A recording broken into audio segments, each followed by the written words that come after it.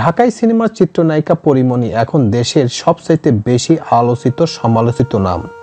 অবৈধ মাদকদ্রব্য রাখা, পর্নোগ্রাফি, ব্ল্যাকমেইলের অভিযোগে র্যাবের হাতে গ্রেপ্তার হয়েছেন তিনি এবং পরবর্তীতে অর্থাৎ শেষে তিনি যে নতুন একটি নাটক করলেন সেটা হচ্ছে শরীফুল রাজের সঙ্গে। অর্থাৎ গত 31শে ডিসেম্বর তিনি ডিক্লেয়ার করলেন বিভিন্ন সোশ্যাল মিডিয়া এবং বিভিন্ন পেপার পত্রিকায় যেয়ে বললেন যে রাজের সঙ্গে তিনি আর থাকছেন না, তিনি তাকে ছেড়ে দিয়েছেন, তিনি তার মতো এখন নতুন করে চলবেন। কিন্তু পরবর্তীতে দেখা গেল এটাও তার নাটক। কিন্তু এই নাটকের বিষয়ে আমি কোনো কথা বলবো না আপনাদের সামনে। আমি আপনাদের সামনে এখন বলবো সেই কথাটি হচ্ছে তিনি এই পর্যন্ত কয়টি বিয়ে করেছেন, তিনি কয়বার বিয়ের পিঁড়িতে বসেছেন, সেই বিষয়ের উপর অজানা কিছু তথ্য এখন আপনাদের সামনে শেয়ার করব।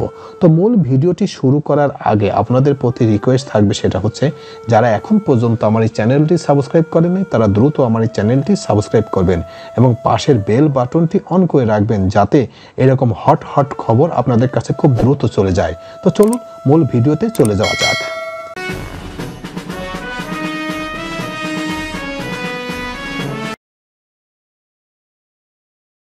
এক নজরে পরীমণির যত বিয়ে ও ঘনিষ্ঠ সম্পর্ক। পরীমণির প্রকৃত নাম শামসুন নাহার স্মৃতি। 1992 সালের 24শে অক্টোবর সাতক্ষীরা জেলায় জন্ম তার। ছোটবেলা থেকেই নায়িকা হওয়ার স্বপ্ন দেখতেন পরী। মেধাবী ছাত্রী ছিলেন তিনি। পঞ্চম শ্রেণীতে ট্যালেন্ট পুলে বৃত্তি পেয়েছিলেন তিনি। তবে সিনে জগতে প্রবেশের আগে পরে তার একাধিক বিয়ে ও ঘনিষ্ঠ সম্পর্কের কথা শোনা যায় বিভিন্ন সোশ্যাল মিডিয়ায়। 2007 সালের দিকে পরীমণির মা আগুনে দগ্ধ হয়ে মারা যান।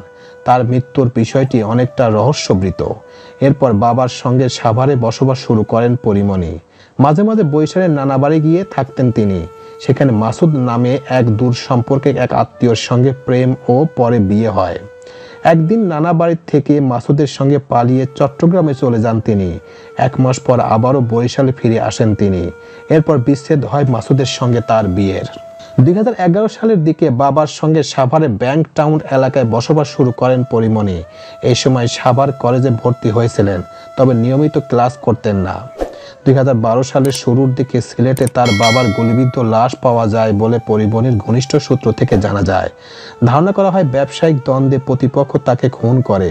এরপর থেকে পরী সাভারে তার এক খালার বাসায় থাকতে শুরু করেন। এরপর 2011 সাল থেকে নায়িকা হওয়ার স্বপ্ন নিয়ে বুলবুল একাডেমি অব ফাইন আর্টসে বাফা নাচতে শিখতে ভর্তি হন তিনি। নাচ করতে বিভিন্ন অনুষ্ঠানে এভাবে সুযোগ পান টিভি নাটকে অভিনয়ের। Second innings exclusive extra bachelor নামের নাটকে দেখা গেছে তাকে। এরপর নারী ও নবনীতা তোমার জন্য নামে একটি নাটকে নায়িকা চরিত্রে অভিনয়ের সুযোগ পান তিনি। 2014 সালের দিকে তার সঙ্গে পরিচয় হয় কথিত প্রযোজক নজরুল ইসলাম রাজের। রাজই তাকে সিনেমার নায়িকা হওয়ার স্বপ্ন দেখাতে শুরু করেন। এরপর থেকে রাজের সার্বক্ষণিক সঙ্গী ছিলেন তিনি। 2015 সালে সিনেমার নায়িকা হওয়ার স্বপ্ন পূরণ হয় পরীর। ওই সময় নজরুল ইসলাম খানের পরিচালনায় রানা প্লাজা নামের একটি ছবিতে অভিনয় করেন পরী, কিন্তু ছবিটি মুক্তি নিয়ে জটিলতা তৈরি হয়। এরপর রাজই প্রযোজক হয়ে শাহ আলম মণ্ডলের পরিচালনায় নির্মাণ করেন ভালোবাসা সীমাহীন নামের একটি ছবি। ছবিতে নায়ক ছিলেন জায়েদ খান। এটিই পরীর মুক্তিপ্রাপ্ত প্রথম ছবি। সেই সময় সিনেমা পাড়ায় তাকে নিয়ে ঘটে যায় হুলস্থুল কাণ্ড। প্রথম ছবির মুক্তির আগে 19টি ছবিতে চুক্তিবদ্ধ হন পরী। এরপর থেকে শুরু হয় তার বেপরোয়া জীবন। নজরুলের সঙ্গে একই ফ্ল্যাটে বসবাস করতেন, সেখানে প্রভাবশালীদের যাতায়াত ছিল। অভিনয় জীবন ছাড়া ব্যক্তি জীবন নিয়ে বিতর্কিত এই নায়িকা। 2016 সালের শুরুর দিকে সামাজিক যোগাযোগ মাধ্যমে ভাইরাল হয় পরীমণির সঙ্গে দুজনের বিয়ের খবর। এমনকি বিয়ের ছবি, কাবিননামা, তালাকনামার ছবিও প্রকাশ পায় ফেসবুকে।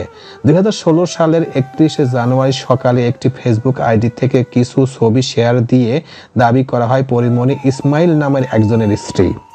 কিছুদিন পরে ফেসবুকে পাওয়া যায় সৌরভ কবির নামে আরও একজন সঙ্গে তার বিয়ের কাবিননামা। কিছুদিন পরেই ফেসবুকে পাওয়া যায় সৌরভ কবির নামের আরও একজনের সঙ্গে তার বিয়ের কাবিননামা এবং কিছু ঘনিষ্ঠ ছবি। ছবিতে অভিষেক হওয়ার ঠিক আগেই 2 বছর অর্থাৎ নাটকে অভিনয় করার সময় সেতু নামের এক ফটোগ্রাফার সঙ্গে তার বিয়ে হয়েছিল। তারা 2 বছর সংসারও করেছিলেন। 2017 সালে তামিম হাসান নামে এক সাংবাদিকের সঙ্গে তার প্রেমের সম্পর্কে কথা জানা যায়। বাগদানও হয়েছিল। তামিমকে নিয়ে প্রকাশ্যে বিভিন্ন দেশে ঘুরতেও গিয়েছিলেন পরী। 2 বছর প্রেমের পর 2019 সালে তাদের মধ্যে বিচ্ছেদ হয়। সর্বশেষ অল কমিউনিটি ক্লাবের ভাঙচুরের ঘটনার দিনও তাকে তার সঙ্গে অর্থাৎ তামিমের উপস্থিতি দেখা যায়। এরপর 2020 সালের 9 মার্চ রাতে অভিনেত্রী পরিচালক হৃদি হকের অফিসে কাজে রেখে তার সহকারী কামরুজ্জামান রনিকে মাত্র 3 টাকা দেনমোহরে বিয়ে করেন চিত্রনায়িকা পরিমণি। কিন্তু সে বিয়েও 5 মাসের মাথায় ভেঙে যায়। এছাড়া ব্যাংকের অর্থ আত্মসাৎ মামলার পলাতক আসামি বিতর্কিত ব্যবসায়ী চলচ্চিত্র প্রযোজক প্রতিষ্ঠান জাজ মাল্টিমিডিয়ার কর্ণধার আব্দুল আজিজের সঙ্গে তার ঘনিষ্ঠ সম্পর্ক ছিল। আজিজ তাকে BMW গাড়ি উপহার দেন বলেও জানা গেছে। এছাড়া ছবিতে অভিনয় করার কালেই তার সঙ্গে ক্ষমতাসীন দলের এক সংসদ সদস্যের ঘনিষ্ঠতা তৈরি হয়। দীর্ঘদিন পরই তার ছত্রছায়ায় ছিলেন। বিভিন্ন কারণে সেই সংসদ সদস্যের সঙ্গে তার দূরত্ব তৈরি হয়। তবে এরই মধ্যে ক্ষমতাসীন দলের কিছু নেতা, প্রশাসন, ঊর্ধ্বতন কর্মকর্তা এবং কিছু শিল্পপতির সঙ্গে তার সখ্য গড়ে তোলে। সর্বশেষ তিনি যে নাটকটি করলেন সেই নাটকটি খুবই চমকপ্রদ। সেটা হচ্ছে শরীফুল রাজের সঙ্গে, অর্থাৎ শরীফুল রাজের সঙ্গে তিনি বিয়ের আগেই একসাথে থাকার কারণে তাদের পেটে সন্তান চলে আসে এবং সন্তান যখন বড় হতে থাকে তখন তিনি ডিক্লেয়ার করলেন যে তিনি শরীফুল রাজের সঙ্গে বিয়ে করবেন এবং খুব ঘরোয়া এবং খুব ধুমধাম অনুষ্ঠান করে তিনি বিয়ে করলেন। তখন তার পেটের সন্তানের বয়স 3 মাস।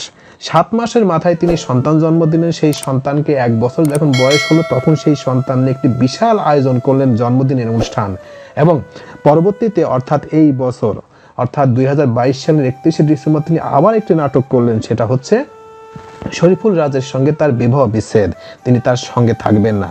কিন্তু কয়েকদিন পরে আবার দেখা গেল যে শরীফুল রাজ এবং তার সন্তানকে নিয়ে দুবাই ঘুরতে যাচ্ছেন। অর্থাৎ এই ব্যক্তি অর্থাৎ এক নারী কতগুলো মানুষের জীবন নষ্ট করলো এবং কতগুলো মানুষের সাথে কত নাটক করলো। আসলে নারী যে কত বড় খারাপ হতে পারে তার প্রমাণ এই পরিমণি নিজেই। তো এই ছিল মোটামুটি আমাদের আজকের প্রতিবেদন। উপরোক্ত প্রতিবেদন থেকে আমরা একটা জিনিসই বুঝলাম যে পরিমণি এই পর্যন্ত 6 জন পুরুষের সঙ্গে সঙ্গ নিয়েছেন এবং 6 জন পুরুষের সঙ্গে বিবাহ বন্ধনে আবদ্ধ হয়েছেন। আসলে একটা নারী যে কতজনের সঙ্গ নিতে পারেন সেটা পরিমণির কাছে গেলেই বুঝতে পারা যাবে।